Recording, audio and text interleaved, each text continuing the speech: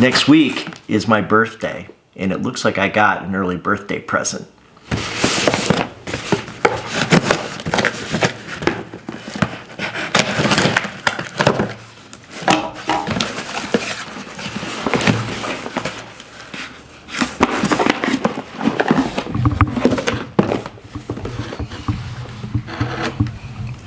Interactive walking pony.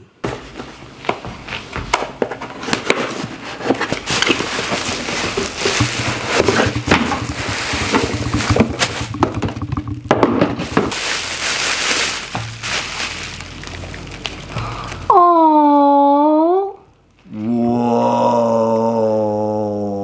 It's cute. What's it do? Let's see if it works.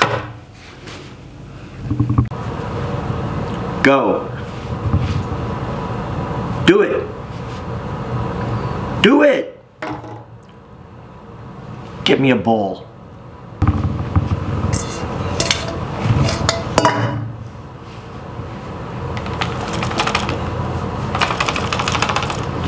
Don't hurt it. Whoa!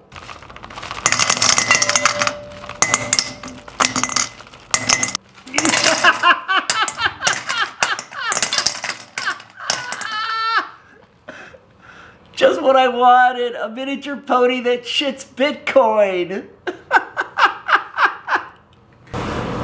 Thank you, Paul and Julie from South Carolina. Jackpot! For the Bitcoin pony.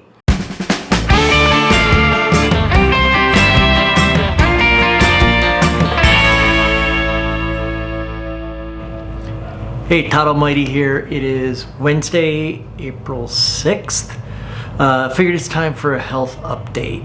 Next week I have my birthday on April 14th, and I'm going on a trip. It's like, where are you gonna go for your birthday, Todd? I'm going to the ICU. Mayo is extra special because they have a whole cardiac unit, so it's the CCU, the cardiac care unit, which is basically an ICU that specializes in hearts. Actually, very, very nice facility.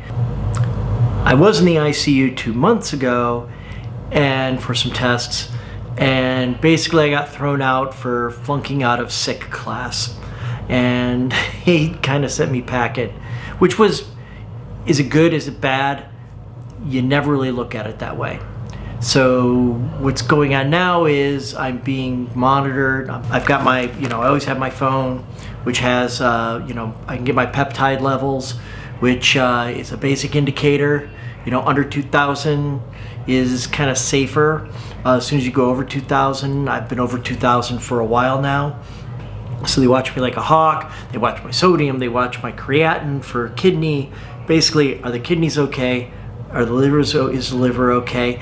And my numbers have been kind of all over the map. So they're concerned. So they're readmitting me to the ICU. And the plan is, until I'm sick enough to be fully admitted, I go to the ICU every 2 months. And the reason for it is they do some tests. They do advanced tests. It's not like, oh, hey, we're just gonna take your blood.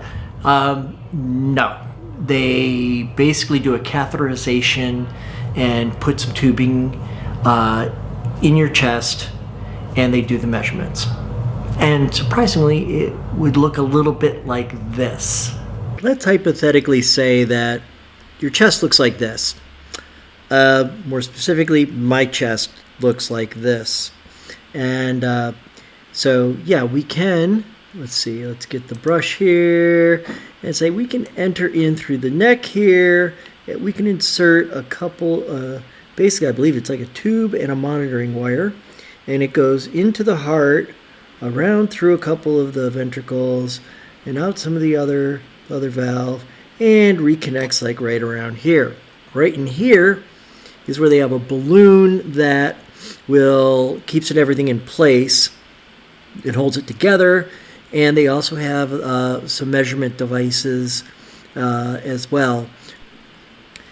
Yeah, so once the wire and tube is in place, they can take measurements. I believe they can get pressure measurements. They can get temperature measurements, which is interesting.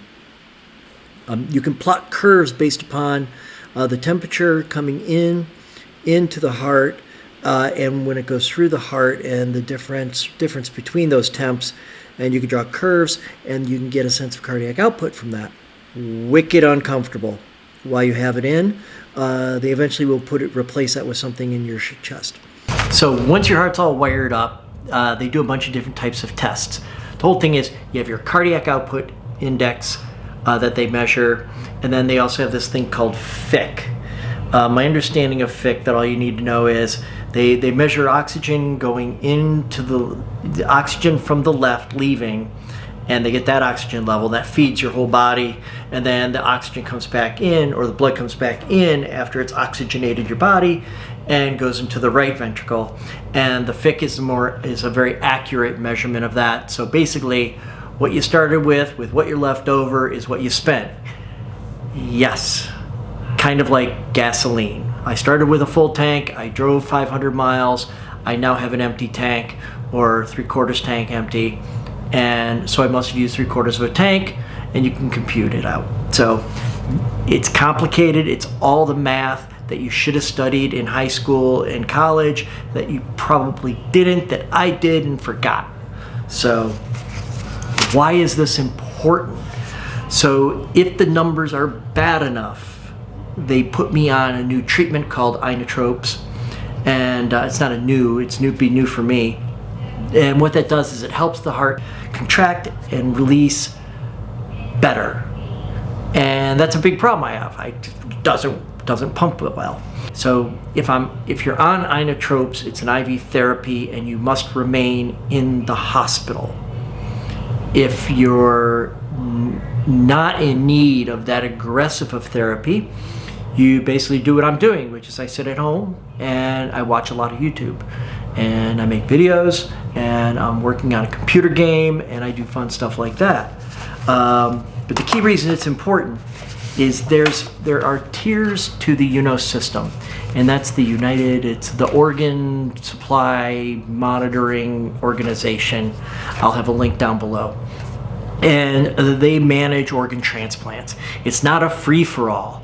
You just don't it's like, hey, I'd like a heart. I'm going to go down to Walgreens and see what they have on the shelf. It's like, yeah, that's not exactly what I want. No, there's no choice. Heart comes available, you're on a list. Dick Cheney, former vice president, had a heart transplant over 10 years ago. And I had some friends that were like, well, he got it as a man of privilege. He waited 1.5 years to get his transplant.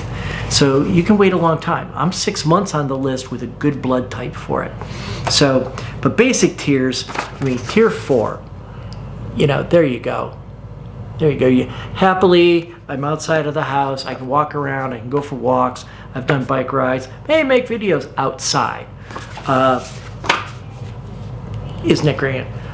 Tier 3, you are in a hospital.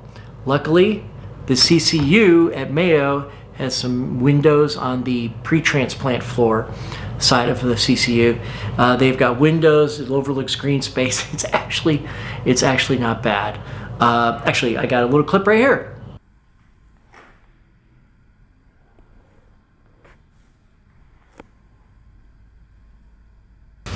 Tier 3, you can get up and about, and you see what we can walk around. We can get chased by the nursing staff because they're always trying to find you for something or other.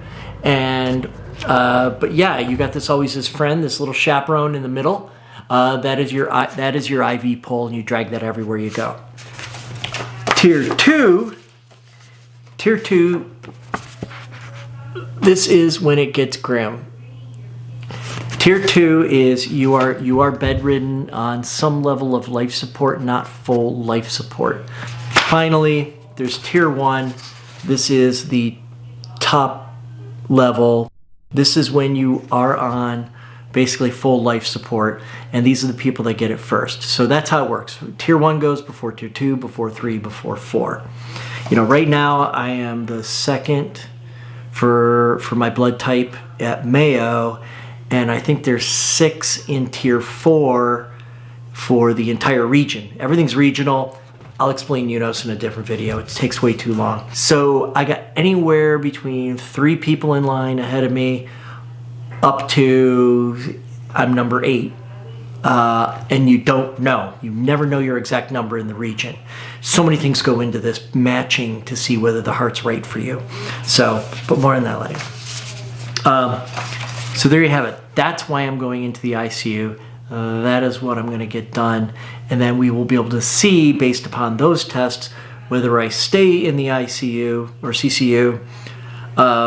If it becomes permanent, they put me in a step down, which I moved down 1 floor, actually.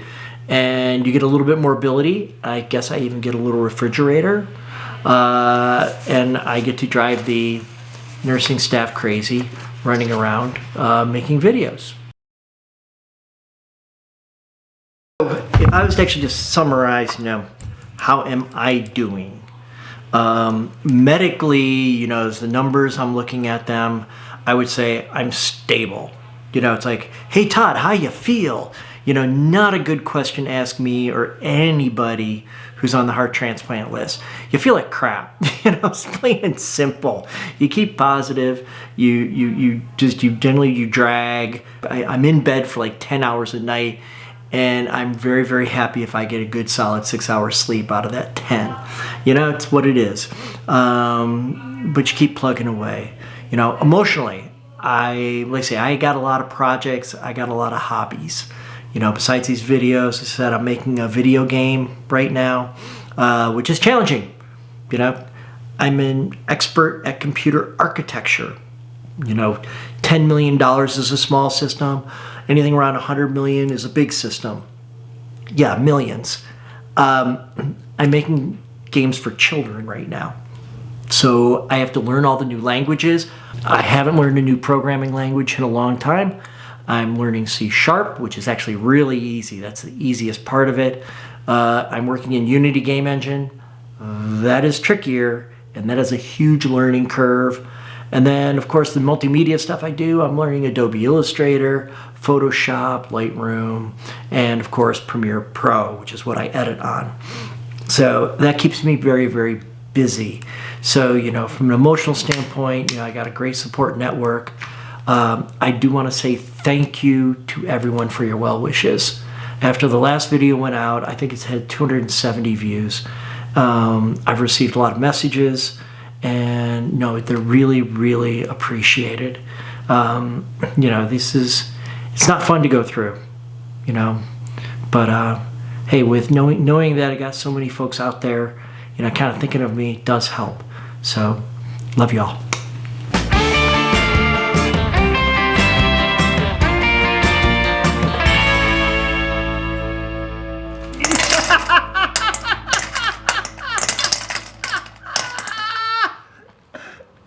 Just what I wanted, a miniature pony that shits Bitcoin.